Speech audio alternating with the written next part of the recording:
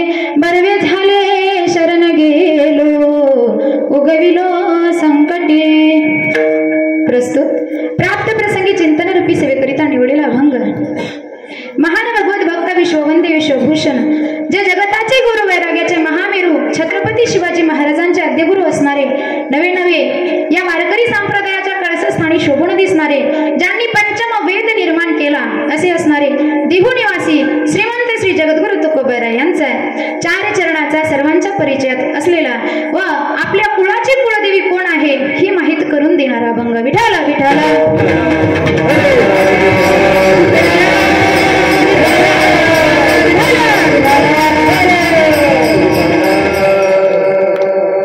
महाराज अभंगात म्हणतात, कुळीची हे कुळदेवी केली ठावी संतांनी. आमच्या कुळाची कोणती कुळदेवी आहे ही संतांनी आम्हाला काय केली, ठावी करून दिली. मुळात ती देवी आम्हाला प्राप्त होती पण माहीत नव्हती, मग ती आम्हाला काय झाली, ठावी झाली. कुळीची हे कुळदेवी केली ठावी संतांनी. संतांनी आम्हाला कुळीची कुळदेवी ठावी करून दिली म्हणून आम्ही बरवे झाले शरण गेलो. आम्ही संतांना काय गेलो, शरण गेलो. मग संतांना शरण गेल्याच्या नंतर काय झालं तर आम्ही संकटातून तरुण गेलो. उगविलो संकटी बरवे झाले शरण गेलो, उगविलो संकटी आम्ही संकटातून तरुण गेलो असं महाराज म्हणतात. त्याच्या पलीकडे सांगतात, काय म्हणतात, आणि लाही रूपा बळे. संतांनी या निराकार निर्गुण भगवंताला सगुण साकार करून आणले आणि आमची कुळाची कुळदेवी आम्हाला माहित करून दिली हे महाराज सांगतात. आणि लाही रूपा बळे करुणिया खळे हरिदासी. करुणी खळे हरिदासी, हरीच्या दासांनी खळा करून म्हणजे अट्टहास करून त्या भगवंताला, निराकार भगवंताला सगुण साकार रूपात आणलं. आणि म्हणून शेवटच्या चरणात महाराज सांगतात, तुका म्हणे समागमे. तुकाराम महाराज म्हणतात, आम्ही संतांच्या सहवासामध्ये किंवा संतांच्या समागमामध्ये काय करू लागलो, प्रेमाने आनंदाने काय करू लागलो, नाचू लागलो. तुका म्हणे समागमे नाचो प्रेमे लागलो, बरवे झाले शरण गेलो, उगविलो संकटी. तुमच्या लक्षात आलं का? हा झाला अभंगाचा सरळ सरळ भावार्थ. विठाला विठाला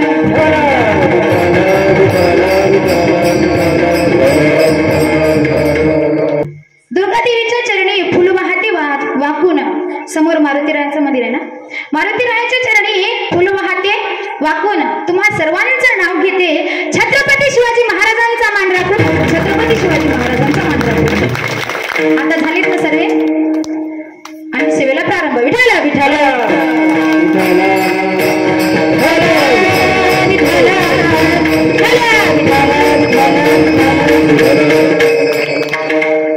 अभंग हा जगद्गुरु तुकोबारायांचा आहे आणि जगद्गुरु तुकोबाराय तुम्हा आम्हाला काय सांगतात, आपल्या कुळाची कुळदेवी कोण आहे हे सांगतात.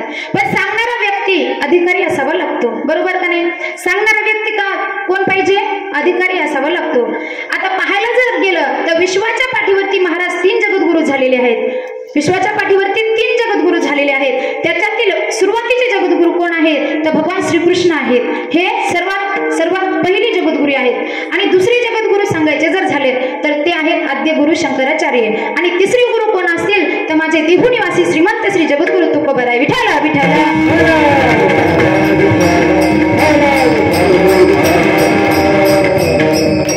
जगद्गुरु तुकोबाराय स्वतः भगवंताचं नामस्मरण करतात. एवढं नामस्मरण करतात आणि तुम्हाला आम्हाला सुद्धा सांगतात, काय म्हणतात की तुम्ही आम्ही नामस्मरण करा.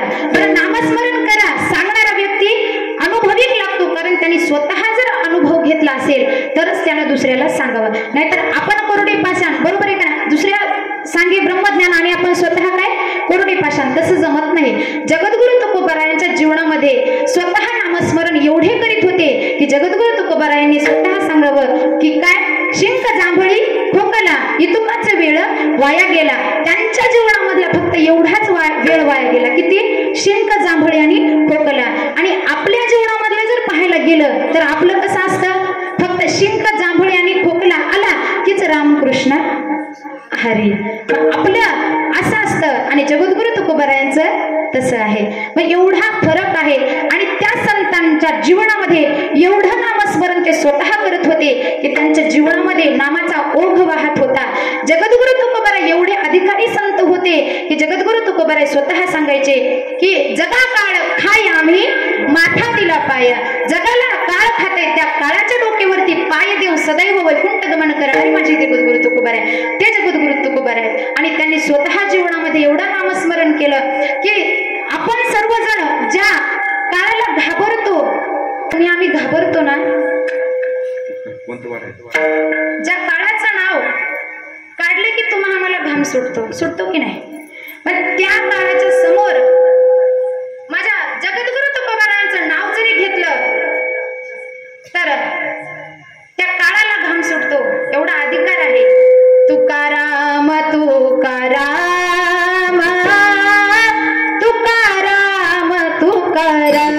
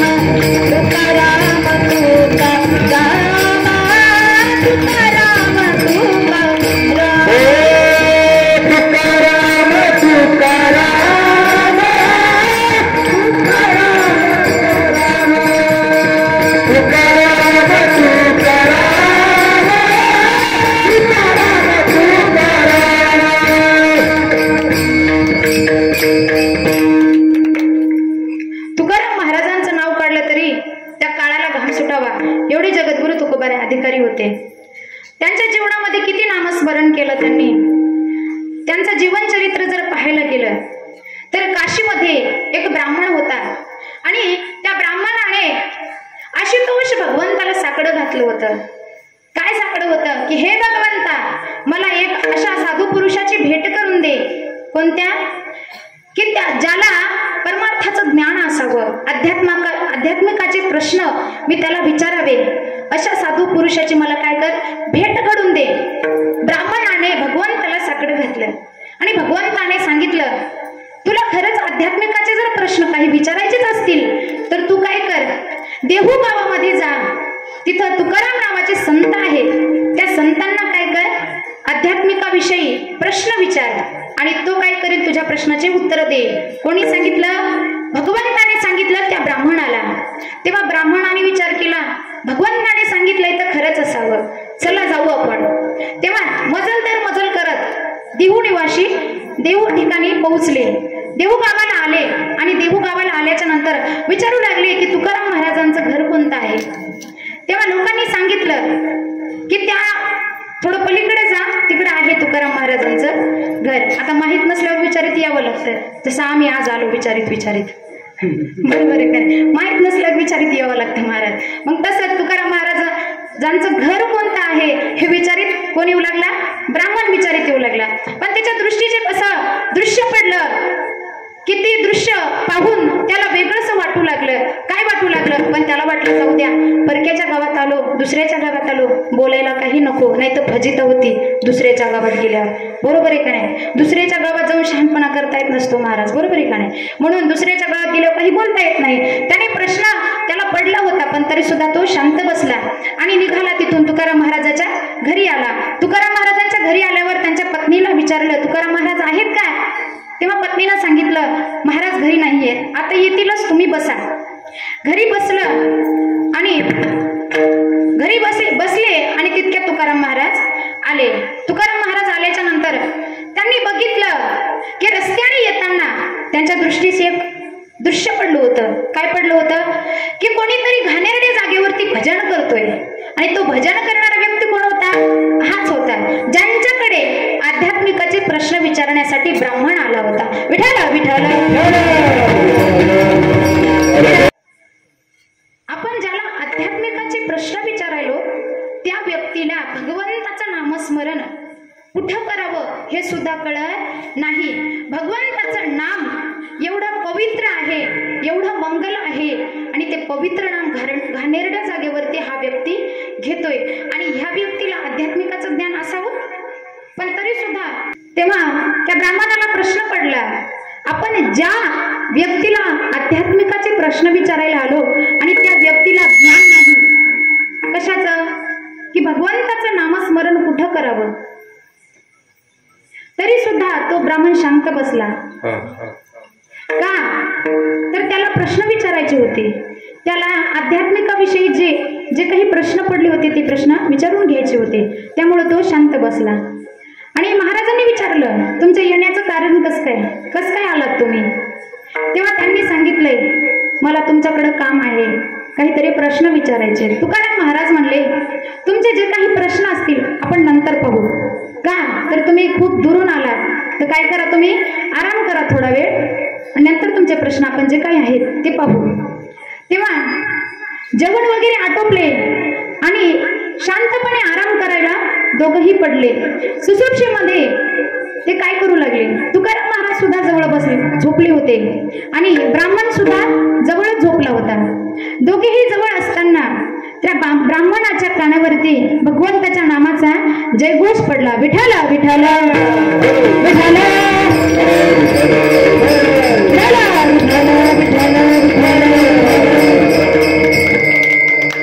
असा भगवंताच्या नामाचा जयघोष पडला. तेव्हा तो ब्राह्मण खडबडून उठला आणि त्या ब्राह्मणाने इकडे तिकडे वरती भगवंताच्या नामाचा जयघोष आलाय, कुठून आला असेल? खडबडून उठला आणि इकडे तिकडे पाहतोय तर कोणीच नाही. जगद्गुरु तुकोबाराय होते, ते सुद्धा काय केले होते, पडलेले होते. मग भगवंताचं नामस्मरण कोण करीत असेल? भगवंताचं नामस्मरण कोण करीत असेल? पण तरी त्याला वाटलं आपला काय असेल, हा भास असावा. त्यामुळे तो परत पडला, आणि परत पडल्याच्या नंतर परत त्याच्या कानावरती भगवंताच्या नामाचा जयघोष आला. परतही तसंच झालं. परत तो उठला, इकडे तिकडे पाहतोय तो कोणीच नाही. मग त्याच्या लक्षात आलं. काय लक्षात आलं? तुमच्या सर्वांचं इकडे लक्ष आहे ना, इकडे लक्ष द्या म्हणजे तुमच्या लक्षात येईल की तो व्यक्ती, तो ब्राह्मण जगद्गुरु तुकोबारायांच्या जवळ गेला आणि पाहतोय तर सुसुप्तीमध्ये झोपेमध्ये असताना सुद्धा जगद्गुरु तुकोबारायांच्या अंगावरील रोम रोम भजन करत होते. आपण कीर्तनात असताना सुद्धा भजन करत नाही, तर जगद्गुरु तुकोबारायांच्या अंगावरती रोम रोम भजन करत होते. केव्हा? जगद्गुरु तुकोबाराय झोपलेले होते. एवढा नामस्मरण त्यांच्या जीवनामध्ये होतं. ते जगद्गुरु तुकोबाराय विठ्ठल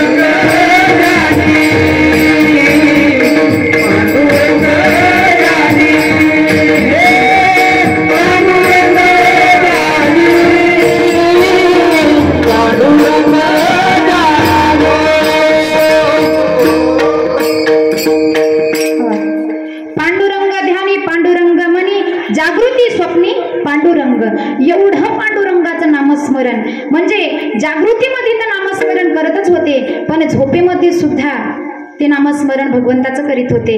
मग त्या ब्राह्मणाला त्याचे प्रश्न तर सुटलेच. त्याचा प्रश्न होता ना महाराज की घाणेरड्या जागेवरती भगवंताचं नामस्मरण करत होते, त्या प्रश्नाचं सुद्धा उत्तर त्याच्या लक्षात आलं. का तर जगद्गुरु तुकोबाराय स्वतः म्हणायचे, काय म्हणत होते मला, अनावर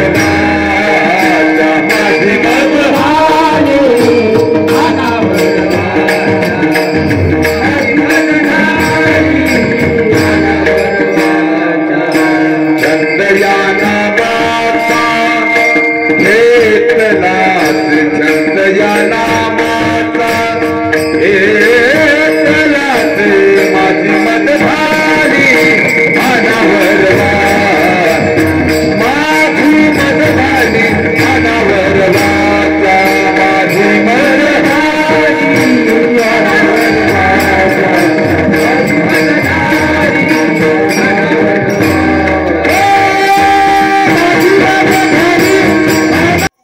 संतांची संगत अतिशय महत्वाची आहे आणि त्या संतांनी आपल्याला कुळाची कुळदेवी माहीत करून दिली. महाराज म्हणतात बर्वे झालो आम्ही का संतांच्या संगतीत गेलो आणि संतांनी काय केली आम्हाला त्या कुळाची कुळदेवी माहीत करून दिली. मग ही जगदंबा ही भवानी कशी प्रकट झाली तर छोटीशी कथा येते महाराज. देवी भागवतामध्ये कथा आहे की एक दनू नावाचा राक्षस होता आणि त्या दनू नावाच्या राक्षसाला 2 पुत्र जन्माला आले. तर ते 2 पुत्र कोण रंभ आणि करंभ हे 2 दैत्य जन्माला आले आणि ते दैत्य जन्माला आल्याच्या नंतर ते काय करू लागले घोर तपश्चर्या करू लागले. एक रंभ नावाचा झाडाखाली तपश्चर्या करायला बसला आणि करंभ नावाचा राक्षस पाण्यामध्ये तपश्चर्या करू लागला. आणि पाण्यामध्ये तपश्चर्या करणं सोपं असते का महाराज? नाही. पाण्यामध्ये तपश्चर्या करणं खूप कठीण असते. मग पाण्यामध्ये तपश्चर्या करत असताना इंद्राला प्रश्न पडला की इंद्रदेवताला वाटू लागलं की हा एवढी कठोर तपश्चर्या करतोय म्हणजे माझं पद प्राप्त करून घेण्यासाठीच नक्की करीत असावं. विठ्ठल विठ्ठल.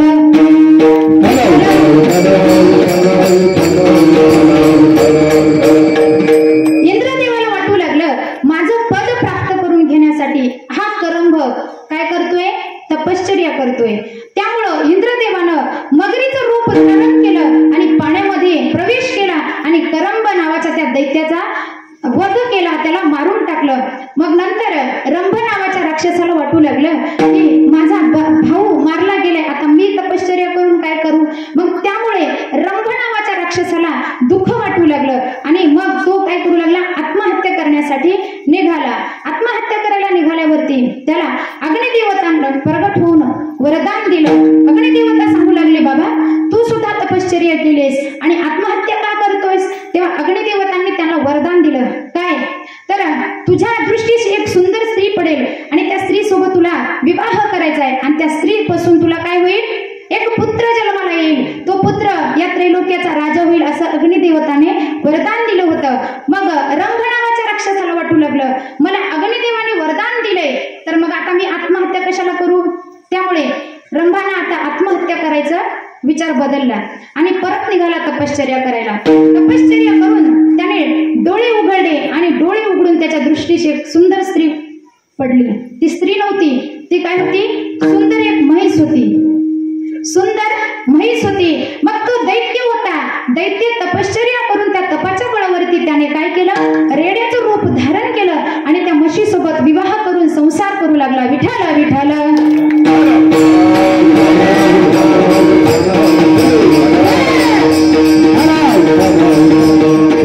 म्हशीसोबत संसार करत असताना त्या म्हशीपासून त्याला एक पुत्र होणार होता. तर एक त्या म्हशीच्या मागे रेडा लागला, दुसरा एक रेडा लागला. त्या रेड्यामध्ये आणि या रंभ नावाच्या रेड्यामध्ये घनघोर युद्ध झालं. त्या युद्धामध्ये रंभ नावाचा दैत्य मारला गेला आणि मग म्हैस विष्णू भगवंताला शरण गेली. तर विष्णू भगवंताला शरण गेल्याच्या नंतर भगवंताने त्या दुसऱ्या रेड्याला मारलं आणि ती म्हैस सती जाण्यासाठी निघाली. सती जाण्यासाठी निघाल्यावरती त्या रंभ नावाच्या दैत्याच्या चितेवरती ती म्हैस बसली आणि त्या चितेतून चिता जळत असताना त्या म्हशीच्या गर्भामध्ये एक गर्भ वाढत होता. तो गर्भ म्हणजे कोणाचा होता त्या रंभ नावाच्या राक्षसाचा होता. आणि त्या म्हशीच्या गर्भामध्ये गर्भ वाढत असताना तो गर्भ त्या चितेमध्ये सुद्धा जळाला नाही. का नाही जळाला तर त्याला अग्निदेवताचं वरदान असल्यामुळे जळाला नाही.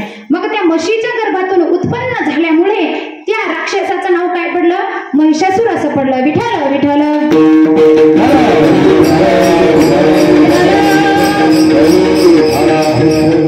मग त्या महिषासुराचं नाव पडलं कशामुळे म्हशीच्या पोटातून उत्पन्न झाल्यामुळे. मग तो महिषासूर परत तपश्चर्या करायला लागला.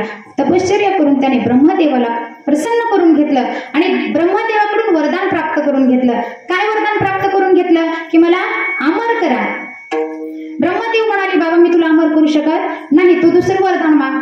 तेव्हा त्याने दुसरं वरदान काय मागितलं तर मला मानवापासून दानवापासून कोणाही पासून तुझ्यापासून कोणाही पासून मला मरण नकोय. कोणापासून मरण मागितलं? एका स्त्रीपासून. तो का स्त्रीला अबला समजत होता. स्त्री त्याला वाटत होतं स्त्री काहीच करू शकत नाही. पण कबीर महाराज काय म्हणतात? नारी निंदा मत करो यारो, नारी रतन की इस नारी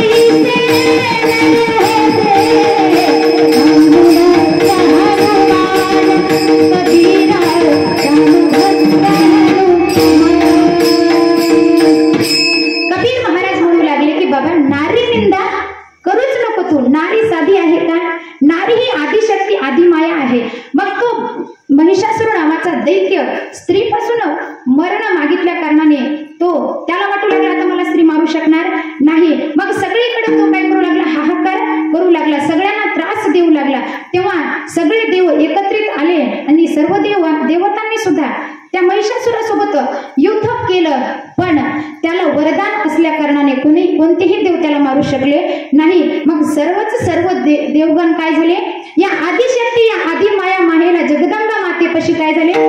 सगळ्यांनी प्रार्थना केली आणि त्या आई जगदंबेला म्हणू लागले, आई भवानी तुझ्या कृपेने तारीशी भक्ताला, अनाथ महिमा तुझ्या माऊली वारी संताला, आई भवानी तुझ्या कृपेने तारीशी भक्ताला, अनाथ महिमा तुझ्या माऊली वारी संताला, अजो मगरी शंकर भरी भगत लोक, अजो मगरी शंकर भरी भगत लोक, अज गोंधळाला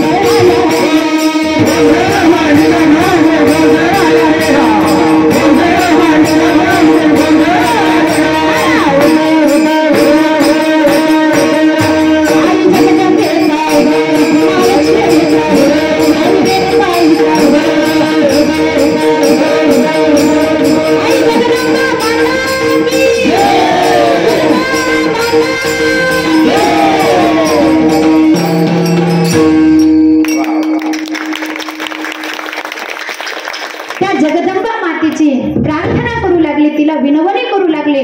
सर्वच जण एकत्र आले. कोण? सर्व देवता एकत्र येऊन त्या आई जगदंबेची प्रार्थना केली. काय? तर या महिषासुरापासून आम्हाला वाचव आई, तूच आम्हाला वाचवू शकतेस. म्हणून ती आई जगदंबा अवतरण झाली आणि तिनं प्रकट होऊन ह्या महिषासुराचा वध केला आणि सर्व देवतांना सुखी केले. विठ्ठल विठ्ठल.